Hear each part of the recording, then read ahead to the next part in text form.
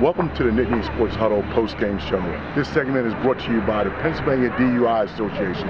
Stay tuned and we'll be right back with more after these messages. Hey, this is Chris Thorpe, class of 1989, and you are watching NittanySports Huddle. Tune in, don't change that channel. Welcome back to the Pennsylvania DUI Association post-game show, where we'll be recapping this weekend's epic victory, the Nittany Lions' epic victory over the Ohio State Buckeyes, the number 2 ranked Ohio State Buckeyes. Not just anybody, the number 2 ranked. That's right, that's right. They were number 2. That is huge, that's huge. You know, we called it an epic victory, but you know what, Blair? I think that looking at the season, you know, we did the mid-season kind of recap and gave grades out and things of that nature for the first half of the season, and how the team is growing by leaps and bounds now. Yes. You know, there was a time when the coaches didn't even understand how to make adjustments at all. Halftime, in-game, what have you. Now we've seen in the beginning of this season that they were able to make halftime adjustments, and then the final 2 games of the first half of the season, they were making in-game adjustments. So the coaching staff is growing and getting better, and now the in-game adjustments outstanding on Saturday. Well, I think it's a combination of a lot of things. It's Coach Franklin finally getting all the pieces to his puzzle that now he can place it. Yes. When you say the pieces to the puzzle, are the players. The players as well as the coaches. Yes, yes. Warhead line groomers. Hey, 2 big additions. I tell you that was. For some reason, when I saw Coach insert a play on the internet, that's when I first saw it. I was just like, wow, I was blown away. And I said, that's how it needs to be presented. Now his quarterback is going to know every single read and where he needs to go with the ball. And that's what I see with Trace right now. Is some of those plays, he's not even thinking. He's just going through his progression and throwing the ball where it needs to be thrown. Outstanding play. You know, since we're on the offense side of the ball a little bit, outstanding play with the things that Saquon is doing. He's getting bigger, stronger, faster. He's starting to figure out his offensive lineman. So everything is starting to gel on the offensive side. Because I got to save everything for the defense, because this victory last night was a defensive special teams too. Yes, defensive powerhouse without a doubt. I agree, defensive powerhouse. But we're talking about offense, big plays down the field. You were always saying that we've got to stretch the field, we've got to stretch the field, we've got to stretch the field, and we've stretched the field.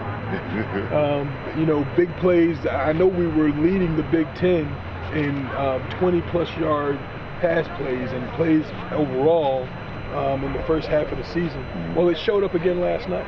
You know, 20-plus yard plays over and over and over again. You know, these kids, one of the things that I was disappointed about and talked, did a recording during the Michigan game, that there's been opportunities for kids to make big plays and they missed the opportunity.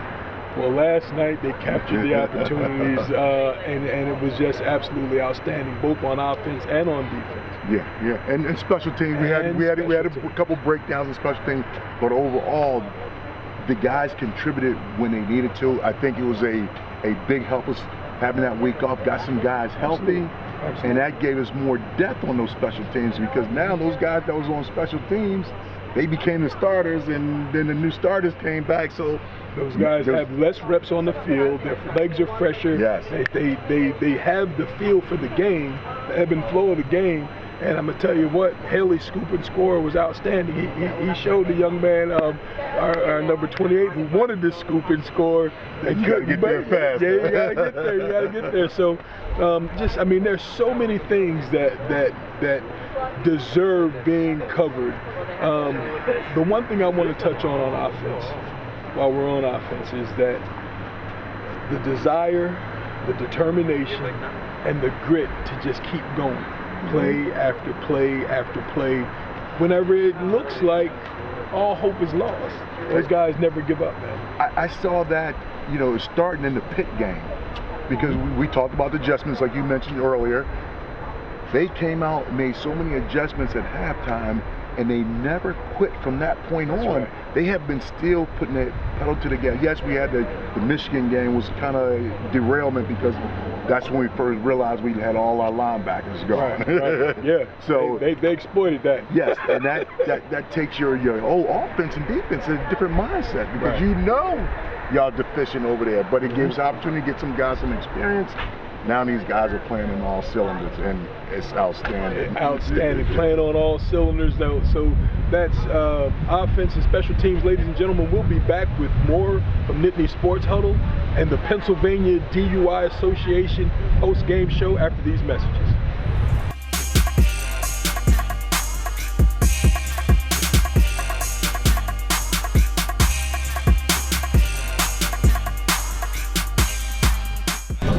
Hi, this is DJ Dozier, 1986.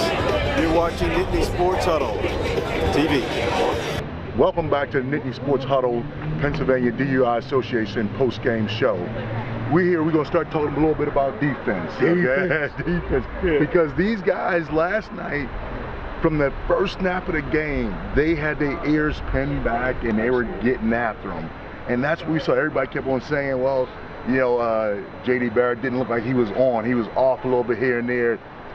No, that was that pressure. It's easy to be off, right? It's easy to be off when you got lions climbing down your back. It's easy to be off. So yeah, that J.D. Barrett was the same Barrett that he has been for the past 2 years. He's an exceptional player, an exceptional quarterback. But what happened is he ran into an exceptional group, that's right, into the Lions Den, and an exceptional group of guys that play football together. You know, we were able to just rush hard from the defensive line's perspective. They were rushing hard the entire first half. Didn't even actually get a hand on Barrett. Couldn't get a hand on him, but we were rotating our players. We're rotating that defensive line. So when you've got 8 young guys, now remember, these are the same young guys that started off in the beginning of the season, that were kind of getting pushed around, that couldn't control the line of scrimmage. Well, that was because they were young. We lost three.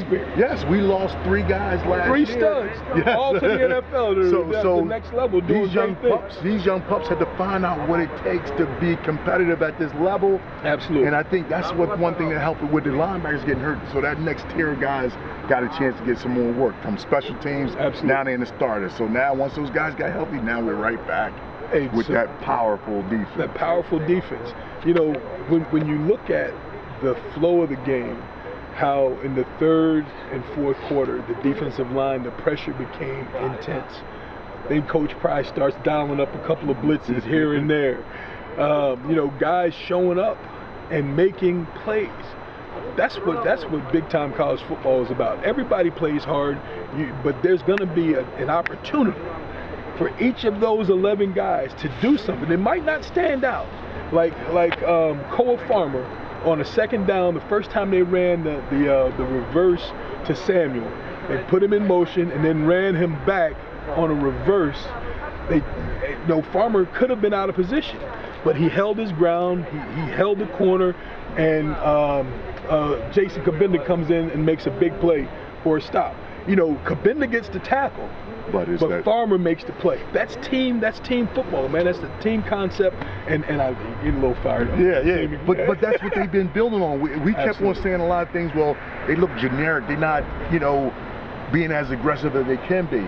I think the coaching staff was just waiting for the players to be able to dial in some of those blitzes at the speed and effectiveness that have to be, so they can make those stops, those plays. And like you said, it's a team thing. One guy, he got a responsibility, so the other guy can do his job. Absolutely. And the first half of the Pitt game early in the season, I saw guys trying to do too much. Now it seems like they done settled down. Everybody's doing their job. Yep. Playing your position and handling your responsibility, and that comes with trusting your teammate. If I trust that my teammate is going to do what he's supposed to do, I don't have to try to do too much. And that's what these guys, like you said, have fallen into. And speaking of defense, this is Kabinda's first game back since the first game of the season. Gave up a huge play on the 70-yard touchdown run by taking on the block with the wrong shoulder. And what happens? He comes back and gets the sack to end the game. Why? Grit, determination. That's what it's all about. You know, we know that playing football, period, even from a pup, you're gonna get beat on a play.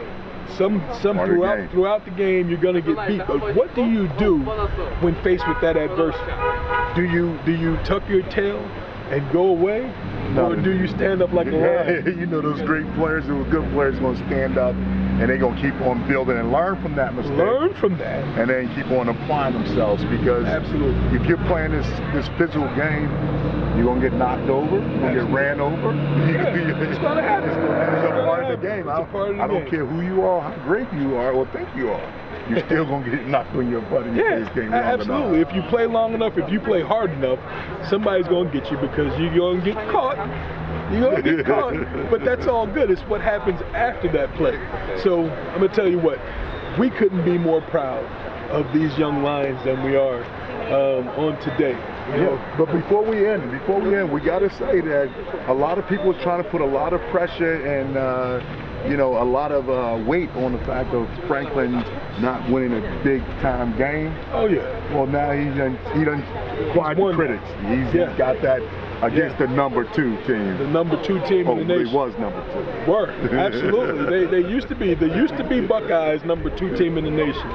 Stepped down the road here into that gladiator house called Beaver Stadium and took one on the chin. And we still probably beat them on the Huddle cast too with votes. We beat them twice. We beat them twice this week. That's it. Hey, I'm Quintus McDonald. I'm Blair Thomas. And we're NittanySports Huddle.